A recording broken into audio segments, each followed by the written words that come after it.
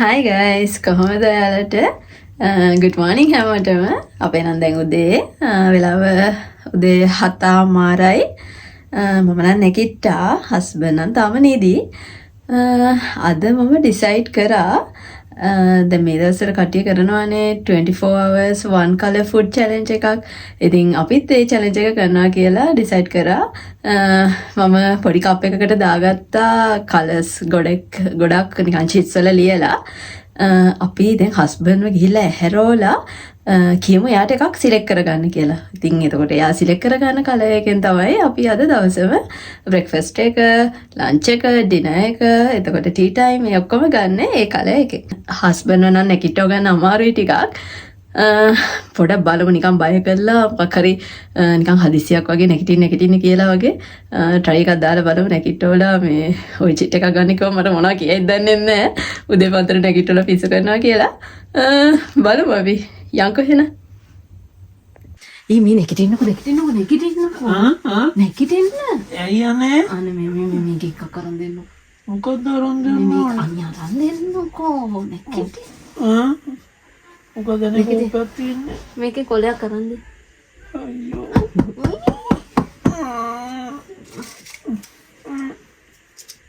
Thank you.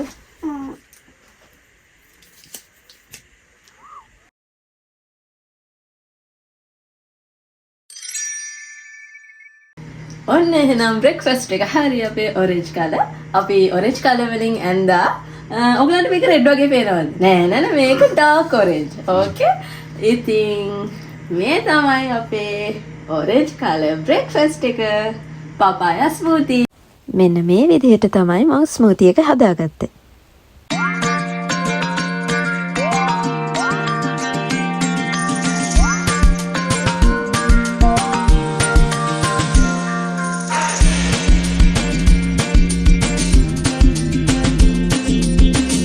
අපි දැන් මේක බීලා පොඩි වැඩ වගේක් තියෙනවා චුට්ටක් එළියට යනවා. අපේ ඔරෙන්ජ් කලර් ලන්ච් එක මොන වගේ වෙයිද? බලගින්නකෝ. අපි පෙන්නනම්. අපි දැන් තමයි එළියට ගිහිල්ලා ආවේ. ඉතින් අපි ඩිසයිඩ් කරා ලන්ච් එකට බටර් චිකන් හදනවා කියලා, කැරට් හදනවා කියලා. තාම දෙකයි ඔලුවට ආවේ. තව මොනවද අපිට පුළුවන්?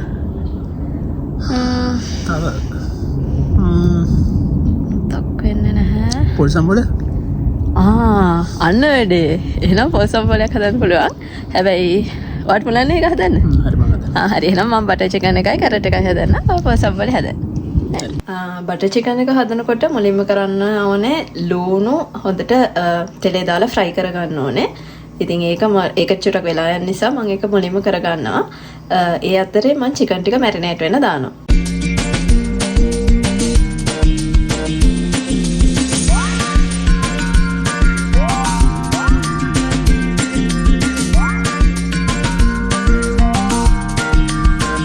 දැන් ලුණු ටික මගේ බෙදිලා ඉවරයි. මම ඒ ටික අයින් කරලා ඒ පෑන් එකටම දානවා මම මැරිනේට් කරගත්ත චිකන් ටික. ඒ ටික අපි පොඩ්ඩක් බටර් ටිකක් දාලා තඹ ගන්න ඕනේ. එතනදී කර්ඩ් දැම්ම නිසා වතුර ගතිය තියෙන නිසා වෙනම වතුර දාන්න ඕනේ නැහැ. එහෙමම චිකන් එක තැම්බෙන්න දෙන්න.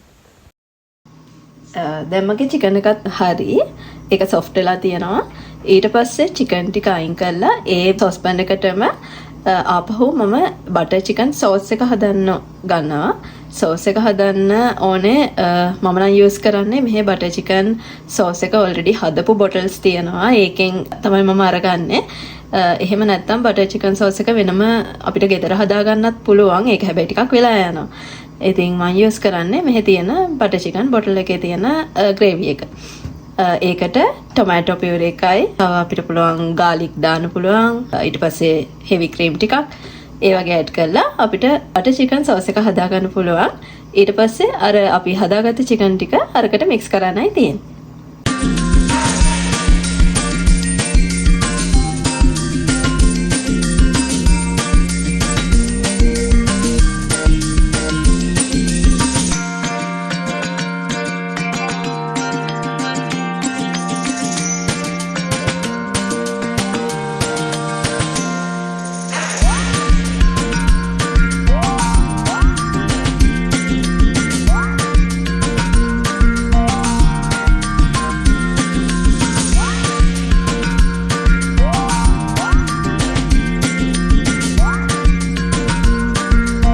චිකන් එක හැදෙන අතරතුරේ මං කැරට් එකත් උයාගත්තා. මේ තියෙන්නේ අපේ හස්බන්ඩ් බාරගත්ත වැඩේ හරියටම කරන හැටි. එයා කිව්වනේ පොල් සම්බල් එක හදලා දෙන්නම් කියලා. ඉතින් එයා ඒක හරියටම කළා.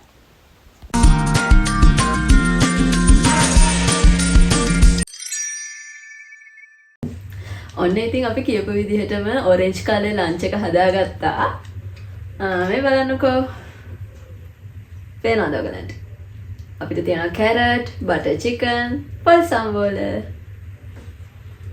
දැන් ඉතින් තියෙන්නේ කන්න තැඹිලි පාට කෑම විතරක් තියෙන දවසක කෑම එක මොන වගේ රහ වේද කියලා මම මේ කල්පනා කරන්නේ. පේන විදිහට නම් රහයි වගේ. නෑ මොකද මේ අද මාව උදේ පාන්දරම මාව ඇහැරවලා මට වද දීලා තුන්ඩු ගැල්ලකුත් තෝරලා මෙහෙම කෑම එකක් හදලා තියෙනකොට මම කල්පනා කරේ තැමිලි පාට විතරම්ම කවදක් කාලා නැති නිසා මේක කොහොම වේද කියලා. ඒකනේ බලන්න. වෙනතර නම් කන්නේ මොකක්ම හරි පාට අඩුම තරමේ දෙක තුනක්වත් තියෙන්න ඕනේ. අද ඔක්කොම තැමිලි පාට නිසා මම මේ කල්පනා කරන්නේ. බත් එක විතරයි සුදු පාට. ඒක ඉතින් කරන්න දෙයක් නැහැ. බත් කන්න වෙනවනේ. හරි බලමු කාලා මේක රා කොහොමද කියලා.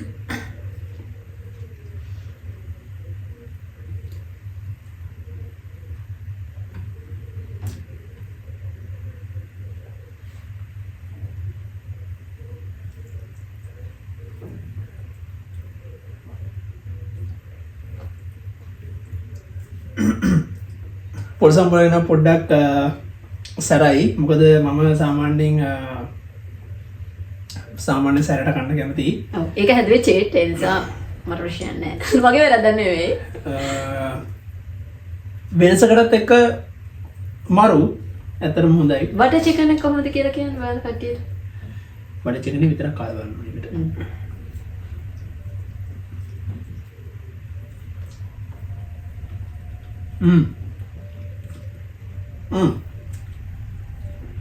ඇත්තටම හොඳයි. කඩේ රස වෙනවද? කඩේ රස වෙනවා. මේකත් එක බත් වෙනකොට නාන්න එකක් වගේ තිබ්බන හොඳ බටර් නාන්නයක් එහෙම තිබුණා නම් හොඳයි.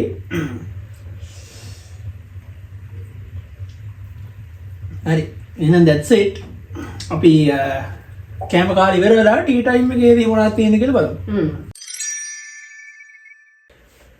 හරි එහෙනම් අපි ලන්ච් එක අරගෙන ඉවර වෙලා අපිට පුංචි බඩගින්නක් ආවා. දැන් ටී ටයිම් එකත් පොඩ්ඩක් කිට්ටුයි. ඒක නිසා මම හැදුවා කොලෙස්ටරෝල් ඔම්ලට් එකක්. ඔව් ඔයගොල්ලන්ට ඇහිච්ච නම හරි. ඒකට කියන්නේ කොලෙස්ටරෝල් ඔම්ලට් එකක් කියලා. මොකද මේකට කොටක් જાති තියෙනවා. ඔව් මේකට දාගත්ත ඉන්ග්‍රීඩියන්ට්ස් තනිකරම කොලෙස්ටරෝල් පේෂන්ට් කෙනෙක් නම් එයාට ඇත්තටම අහිතකරයි. හැබැයි රහයි. මේකේ රෙසිපි එක ඕනනම් කමෙන්ට් සෙක්ෂන් එකේ දාන්න කමෙන්ට් එකක්. අපි වන්නම් ඔයගොල්ලන්ට රෙසිපි එක. දැන් ඉතින් කන්න තමයි තියෙන්නේ. ඇතුලේ හස්බන්ඩ්ගේ ඔම්ලට් එක කොහොමද කියලා. ඇතුලේ තියෙන දේවල් රිවීල් වෙන්නේ මේක කැපුවෙන් පස්සේ. එනවත් බලමු. හරි.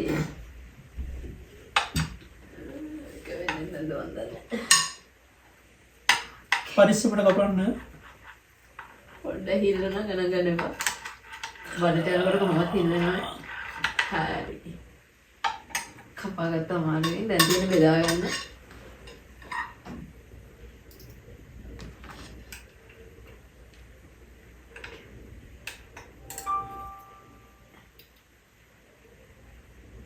මේක බීම ගන්න බෑ. මේක බරයි. ඔයගලන්ට පේනවද ඇතුලේ තියෙන මොනවද කියලා? නූඩල්ස් තියෙන්නේ. ඇත්තටම මේක බරයි.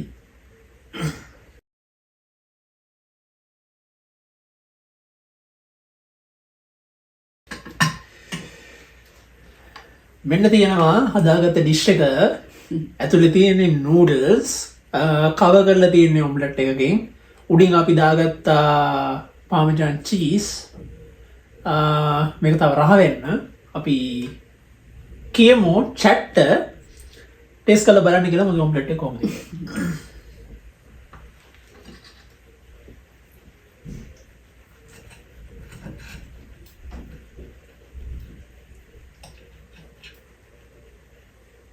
කාලව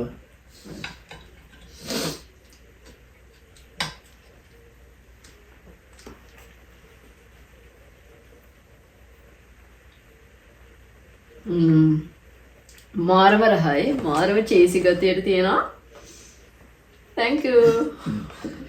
ඉතින් මේක තමයි අද අපේ ටී ටයිම් ඩිෂ් එක. ඒකයි අපිට ඔරෙන්ජ් ජූස් තියෙනවා. තව මැංගෝ ෆ්ලේවර්ඩ් කිට්කැට් තියෙනවා. මැංගෝ නෙමෙයි orange. sorry orange flavored KitKat තියෙනවා. මේක තමයි ඉතින් අපේ අද අපේ orange color tea time එක. ඉතින් අපි බලමු අපේ dinner එක මොන වගේ එකක් වේද කියලා. ඒකත් something special. බලමු මොකද වෙන්නේ කියලා.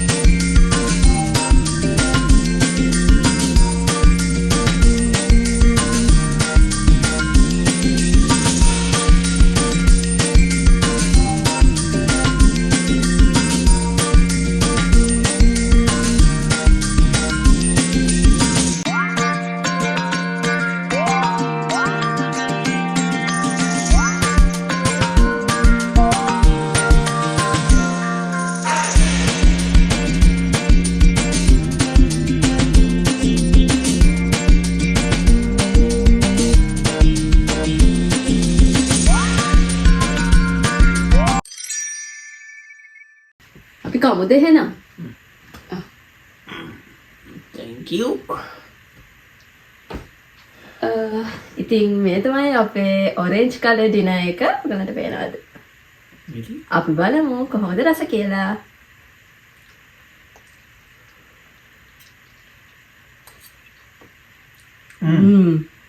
නියමයි. ඇත්තටම අපි හිතුවටත් වඩා මාර රසයි. cheese රා හොඳටම තියෙනවා. එච්චර වෙලාවක් යන්නේ නැහැ හදන්න. ඔයගොල්ලෝ තනිවම try කරලා බලන්න. මාර රසයි. එහෙනම් ඉතින් අපි මේ වගේම වෙන කලර් එකක food challenge එකකින් අනිත් දවසේ හම්බෙමු. Bye. Bye.